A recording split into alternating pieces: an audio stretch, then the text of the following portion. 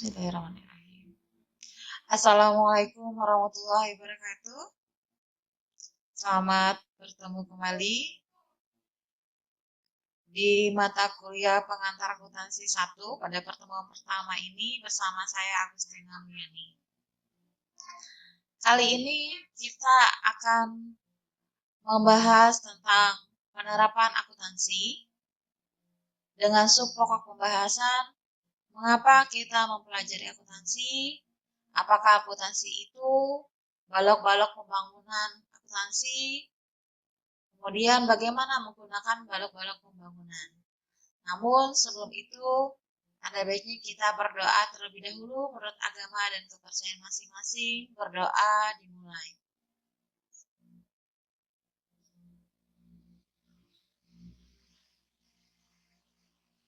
Berdoa selesai. Baik, di slide ini, mungkin pertanyaan di benak teman-teman, mengapa sih kita belajar akuntansi ya? Jadi, akuntansi ini sangat berguna bagi perusahaan maupun organisasi karena dengan adanya akuntansi yang baik dapat mempermudah dalam pengambilan keputusan. Sedangkan apa sih akuntansi itu? Nah, di sini menurut Dr. Andes Mardiasmo, beliau adalah dosen Fakultas Ekonomi Universitas Gadjah Mada di Yogyakarta di tahun 1993. Akuntansi adalah seni pencatatan, penggolongan, peringkasan, dan pelaporan transaksi-transaksi keuangan suatu organisasi dengan cara-cara tertentu yang sistematis serta penafsiran terhadap hasilnya. Sedangkan menurut Vega, akuntansi atau accounting adalah suatu sistem informasi yang mengidentifikasi, mencatat, dan mengkomunikasikan peristiwa-peristiwa ekonomi dari suatu organisasi kepada para pengguna yang berkepentingan. Di slide ini ada proses tentang akuntansi. Proses akuntansi ini dia diklasifikasikan ada 3 tahap. Tahap pertama dia mengidentifikasi. Nah, identifikasi ini dia memilah peristiwa ekonomi atau transaksinya. Jadi, ketika ada kwitansi atau ada nota, itu dikelompokkan. Apakah ini nanti dicatat di dalam pencatatan jurnal apa pembukuan apa. Misalnya, saya kasih contoh, ada kas masuk. Berarti nanti akan kita catat di buku kas masuk. Begitu juga ketika keluar. Nah, keluar misalnya kita membayar hutang. Nanti akan dicatat kas kita berkurang dan utang kita juga berkurang. Nah, itu diidentifikasi terlebih dahulu. Kemudian, tahap selanjutnya adalah pencatatan. Pencatatan di sini setelah kita mengidentifikasi dia masuk klasifikasi mana, kemudian kita melakukan pencatatan dan pengklasifikasian serta membuat ikhtisar. Nah, selanjutnya kita komunikasikan berupa penyampaian laporan-laporan akuntansi, kemudian menganalisis dan menginterpretasikan laporan bagi pengguna. Mungkin teman-teman bingung ngapain sih kita belajar akuntansi? Karena akuntansi ini sangat penting bagi perusahaan dalam pengambilan keputusan. Sebagus-bagusnya perusahaan, tapi kalau keuangannya tidak jelas, nah itu umur perusahaannya tidak bisa panjang. Kenapa? Karena segala kegiatan di perusahaan pasti memerlukan dana. Nah, sumber dana kita tahu dari mana? Dari laporan keuangan. Nah, di sini ada pihak-pihak yang berkepentingan terhadap laporan akuntansi. Yang pertama, ini ada 2 klasifikasi ya, dipecah jadi 2 klasifikasi. Yang pertama adalah pengguna internal. Dia terdiri dari siapa-siapa saja. Yang pertama, manajer. Manajer ini yang merencanakan, mengorganisasikan, dan mengelola bisnis. Kemudian kalau manajer pemasaran, berarti dia ada hubungannya dengan bagian pemasaran. Ada hubungannya dengan promosi. Bagaimana menjual atau memberikan informasi kepada masyarakat bahwa mereka memiliki produk yang bagus. Selanjutnya ini ada supervisor produksi. Nah, kalau supervisor produksi ini dia pengawas di bagian produksi. Jadi produksi ini juga harus diawasi. Kenapa? Agar perusahaan tahu ketika mereka memproduksi produk, dengan produk berapa mereka akan mendapat keuntungan berapa. Jadi supervisor produksi pun harus tahu agar tidak terjadi pemborosan dalam pengelolaan suatu produk atau memproduksi produk. Kemudian direktur keuangan pastinya dia juga tahu kenapa? Karena dia bertanggung jawab terhadap keuangan, terhadap arus kas di perusahaan. Dia harus tahu apakah dana yang selama ini dikeluarkan atas persetujuannya tidak ada mengalami masalah. Dan direktur keuangan berhak untuk mengetahui laporan keuangan perusahaannya. Serta yang kelima ini adalah pejabat perusahaan. Pejabat perusahaan kenapa dia pengen tahu tentang laporan keuangan? Karena dia sudah mendelegasikan wewenangnya kepada manajer, kepada bagian-bagian yang lain untuk mengelola perusahaan. Tujuan dari perusahaan ini adalah dia ingin mendapatkan keuntungan. Siapa sih yang usaha mau rugi? Nggak ada kan? Nah, jadi manajer ini atau manajer ini bertanggung jawab kepada pejabat perusahaan. Jadi pejabat perusahaan nantinya akan mudah dalam pengambilan keputusan, seperti misalnya ya, kasih contoh pemberian bonus pada karyawan. Nah, untuk menentukan besaran bonus untuk karyawan itu kan harus didasarkan pada laporan keuangan juga. Bagaimana kita bisa memberikan bonus sedangkan ternyata kita nggak punya uang. Nah, itu harus diketahui oleh pejabat perusahaan. Terus dari situ juga pejabat perusahaan ini atau pemilik perusahaan ini bisa menilai kinerja daripada bawahannya, apakah amanah atau mandat yang diberikan oleh pemilik atau pejabat perusahaan ini bisa dijalankan baik dan maksimal oleh orang-orang yang dipercayakannya. Jadi tidak hanya sebagai pengambil keputusan untuk ininya, tapi juga dia untuk menilai apakah orang-orang yang dipercayakannya mampu untuk menjalankan mandatnya. Yang kedua ini adalah pengguna eksternal. Pengguna eksternal di sini dia yang pertama adalah investor. Kita tahu tentang investor, kreditur. Kreditur ini bisa pihak ketiga yang memberikan pinjaman berupa misalnya perbankan, ya. Kemudian pajak, ada hubungannya dengan pajak tentu karena kita wajib membayar pajak. Kemudian badan-badan membuat peraturan. Kemudian pelanggan juga perlu tahu laporan keuangannya. Kenapa? Karena mereka kan pastinya ketika melakukan pembayaran pasti pengen tahu berapa sih sisa utang mereka kepada perusahaan. Kalau misalnya pembelian atau penjualan barangnya secara kredit. Kemudian serikat pekerja ini maksudnya karyawan. Kenapa sih karyawan perlu mengetahui laporan keuangan? Karena dengan adanya ini mereka kan berpikir, kira-kira perusahaan ini sanggup gak ya untuk bertahan untuk jangka panjang. Jangan-jangan sudah mengambil kredit rumah, sudah mengambil kredit mobil, misalnya sudah mengambil kredit sepeda motor, ternyata tiba-tiba 2 bulan melakukan pinjaman kepada pihak lain ternyata di PHK gitu. Nah, itu apalagi pada saat pandemi seperti ini ya, banyak kita dengar kabar-kabar dan ini akan sangat mempengaruhi bagi pertimbangan karyawan itu sendiri. Ya kan pasti kalau misalnya mau mengambil kreditnya sudah mikir nih, berapa saya dapat gajinya. Kalau dihitung-hitung berapa saya untuk pendidikan anak saya, sudah dihitung-hitung. Nah, kalau misalnya mereka melakukan pinjaman dengan pihak leasing misalnya, atau mengambil kredit perumahan, pastinya harus ada sesuatu yang untuk dibayarkan kan, jaminannya yaitu segaji mereka. Kemudian perencanaan ekonomi. Kita memasuki ke slide berikutnya tentang golong-golong pembangunan akuntansi. Jadi di sini ada 3 klasifikasi saya buat ya. Yang pertama, etika konsep bisnis yang mendasar. Standar perilaku yang menjadi dasar penilaian benar atau salahnya, jujur atau tidak jujurnya, adil atau tidak adilnya seseorang adalah etika.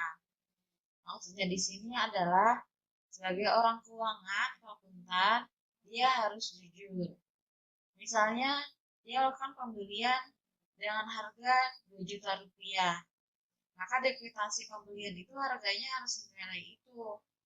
Tidak boleh lebih daripada harga yang sebenarnya. Tidak boleh di markup. Jadi orang keuangan itu harus jujur. Kemudian dia harus melakukan pencatatan dengan sebenar-benarnya dan seadil-adilnya. Kemudian prinsip akuntansi yang berlaku umum. Yang pertama, prinsip harga perolehan. Ada harga pasarnya, dapat diandalkan, diukur secara objektif, dan dapat diverifikasi. Kemudian yang ketiga, asumsi satuan asumsi. Asumsi sini ada terbagi menjadi 2. Yang pertama, asumsi satuan uang menyatakan bahwa data transaksi dapat dinyatakan dalam satuan uang yang dimasukkan ke dalam catatan-catatan akuntansi.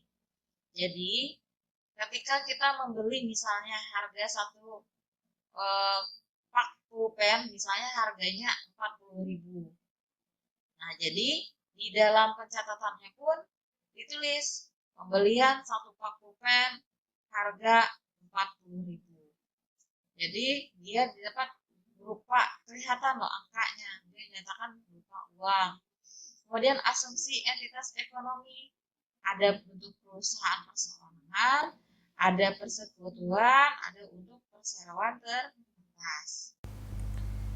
Di sini kita memasuki yang keempat, yaitu menggunakan balok-balok pembangunan. Di sini persamaan dasar akuntansinya, teman-teman nanti akan mulai berhitung. Perusahaan sebagai unit usaha yang berdiri sendiri mempunyai kekayaan yang dapat diperoleh dari 2 sumber. Yang pertama, sumber kekayaan yang berasal dari pemilik atau investor. Jadi, kekayaannya di sini maksudnya pemilik perusahaan bisa menjual harta atau kekayaannya yang tidak digunakan atau tidak untuk kegiatan operasional. Ketika kekayaan itu dijual, itu akan nantinya nambah modal. Atau sumber kekayaan yang kedua adalah kekayaan yang berasal dari pihak lain atau pihak di luar dari pemilik perusahaan atau disebut juga kreditur. Contohnya di sini perbankan ya. Jadi kalau misalnya pemilik perusahaan ini kekurangan modal, dia bisa melakukan peminjaman kepada pihak perbankan dengan mengagunkan asetnya atau kekayaannya. Kekayaan dalam istilah akuntansi dikenal dengan sebutan aktiva. Sedangkan sumber kekayaan perusahaan yang berasal dari pemilik perusahaan disebut dengan istilah modal. Istilah utang digunakan untuk menyebutkan sumber kekayaan perusahaan yang berasal dari kreditur. Nah, ini adalah persamaan dari dasar akuntansi, di mana aktiva sama dengan utang ditambah dengan modal. Di sini perlu diingat bahwa rumus dasarnya ini adalah aktiva sama dengan utang ditambah dengan modal. Ada contoh di sini. Yang pertama, Nana Asti pada tanggal 1 Januari 2020 mendirikan perusahaan jasa pengiriman barang paket antar kota. Transaksi-transaksi keuangan yang terjadi selama bulan Januari tahun 2020 adalah sebagai berikut. Transaksi yang pertama, Nana Asti menyetor modal ke dalam perusahaan berupa uang tunai sebesar 8 juta rupiah. Transaksi tersebut dicatat sebagai berikut. Aktiva di sini ada kas. Kasnya berapa? 8 juta. Kemudian utang tidak ada utang karena dia baru menyetor. Kemudian ini akan menambah modal Nana Asti sebesar 8 juta rupiah. Jadi aktiva sama dengan utang ditambah modal, hasilnya harus sama 8 juta. 8 juta di sini, 8 juta di bagian sini. Kemudian transaksi kedua, perusahaan membeli satu buah kendaraan secara tunai dengan harga 7.500.000. Transaksi itu dicatat 7.500.000 mengurangi dari uang kas. Kenapa? Karena pembeliannya secara tunai ya. Ingat, kalau kita secara tunai berarti uang kita di kas berkurang. Nah, berkurang 7.500.000. Namun kita menambah akun baru yaitu kendaraan. Kendaraan kita bertambah sebesar 7.500.000 dinominalkan. Kemudian tidak ada utang, tidak ada penambahan modal. 8 juta dikurang 7.500.000, kas kita tinggal 500.000. Sedangkan kendaraan kita bertambah 7.500.000. 500.000 ditambah 7.500.000 hasilnya harus sama dengan 8 juta rupiah. Bisa dimengertikan ya? Kita lanjutkan di transaksi yang ketiga. Perusahaan mengeluarkan uang untuk membayar sewa ruang usaha sebesar 225.000. Transaksi tersebut dicatat karena kita membayar uang sewa, otomatis kas kita yang berkurang sebesar 225.000.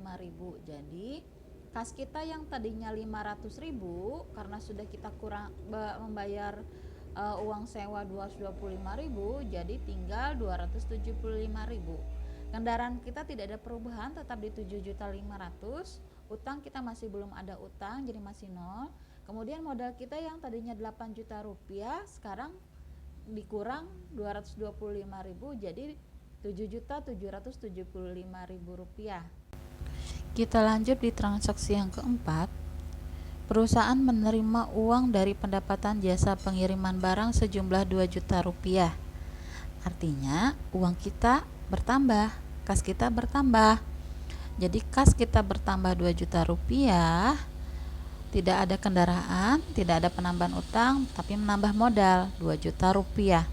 Akhirnya 275.000 ditambah 2 juta sama dengan 2.275.000. Kendaraan tetap kita turunkan 7.500.000, utang masih nol, kemudian modal kita bertambah menjadi 9.775.000. Ayo hitung kembali apakah sama hasil di aktiva dengan utang ditambah modal. Jika sama, silakan lanjutkan. Di transaksi kelima, perusahaan mengeluarkan uang untuk biaya bahan bakar sebesar 400.000 rupiah dan gaji karyawan sebesar 500.000 rupiah. Karena ini sama-sama mengeluarkan uang dari kas dengan pembayaran secara tunai, kita bisa gabungkan. Jadi 400.000 ditambah 500.000 menjadi 900.000.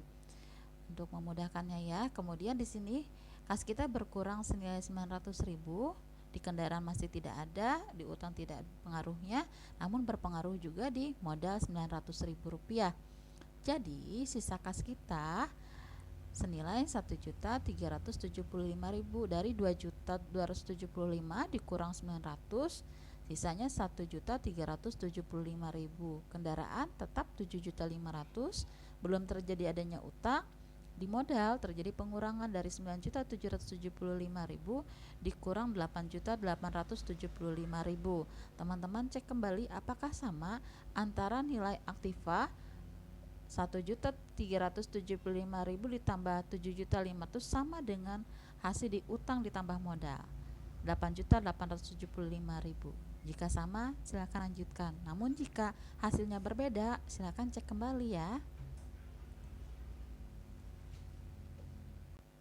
Di transaksi yang keenam ini, Nona Asti menambah setoran modalnya dengan menyetor uang tunai ke perusahaan sebesar 2 juta rupiah. Nah, karena ini menambah setoran, artinya uangnya masuk ya, kasnya masuk. Nanti ada pengaruhnya di kas dan modal. Kasnya bertambah menjadi 2 juta rupiah dan modalnya bertambah 2 juta rupiah, sehingga kasnya menjadi dari 1.375.000 ditambah dengan 2 juta rupiah, jadi kasnya senilai 3.375.000 rupiah. Aktivanya tetap 7.500.000. Kemudian modalnya bertambah dari 8.875.000 ditambah 2 juta rupiah menjadi 10.875.000 rupiah. Di transaksi ketujuh ini, perusahaan membeli kredit dari bank berupa kendaraan seharga 8 juta rupiah. Pencatatannya berarti perusahaan ini memperoleh kredit tadi bukan berupa uang tunai tapi berupa kendaraan. Artinya kendaraan kita bertambah karena kita melakukan pinjaman kredit di bank, artinya kita pinjam utang kan ya. Nah, dicatat seperti ini, tidak ada penambahan di kas, tapi ada penambahan di kendaraan senilai 8 juta. Utang kita bertambah, tidak ada mempengaruhi modal. Nah, di sini kas kita menjadi 3.375.000.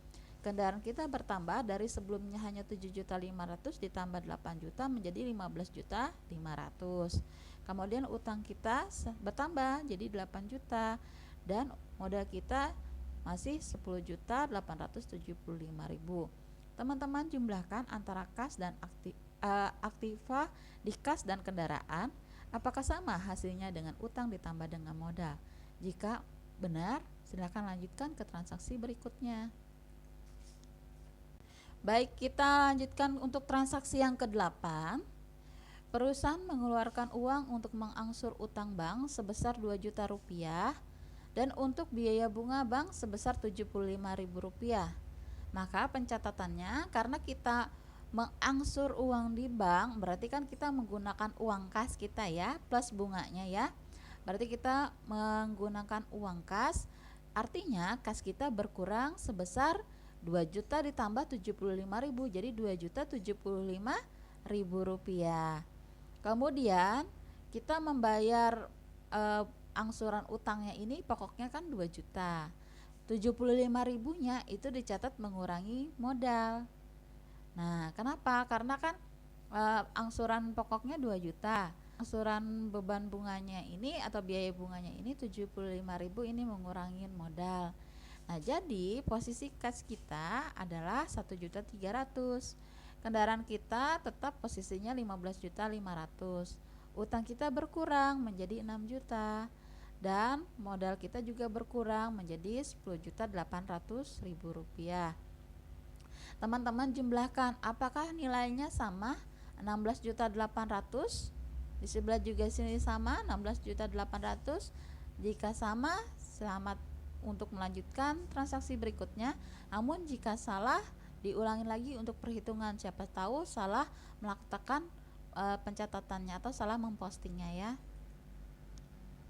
Baik, kita lanjutkan di transaksi yang terakhir, yaitu transaksi yang ke-9. Nana Asti mengambil uang perusahaan untuk kepentingan pribadinya. Istilahnya ini free pay atau dividen sama ya teman-teman, senilai 300.000 rupiah. Jadi Nana Asti ini mengambil bukan untuk kegiatan perusahaan, bukan untuk kegiatan operasional, tapi untuk kepentingan pribadinya. Itu istilahnya kalau di akuntansi itu adalah free pay atau dividen, itu sama. Nah, di sini dia akan mengurangi kasnya senilai 300.000 rupiah dan akan mengurangi modalnya 300.000 rupiah. Jadi posisi akhir kas kita adalah 1 juta rupiah, kemudian kendaraan senilai 15.500.000 rupiah, utang masih di posisi 6 juta rupiah, modal berada di posisi 10.500.000 rupiah. Sehingga kita jumlahkan kas dan kendaraan hasilnya senilai 16.500.000 rupiah. Utang ditambah dengan modal hasilnya 16.500 rupiah. Aktiva dan utang plus modal hasilnya harus sama atau balance. Artinya pembukuan kita untuk dasar persamaan akuntansi sudah benar. Demikianlah perjumpaan kita pada kali ini. Teman-teman bisa mempelajari kembali dengan mengulang video ini. Sampai bertemu kembali di pertemuan berikutnya. Assalamualaikum warahmatullahi wabarakatuh.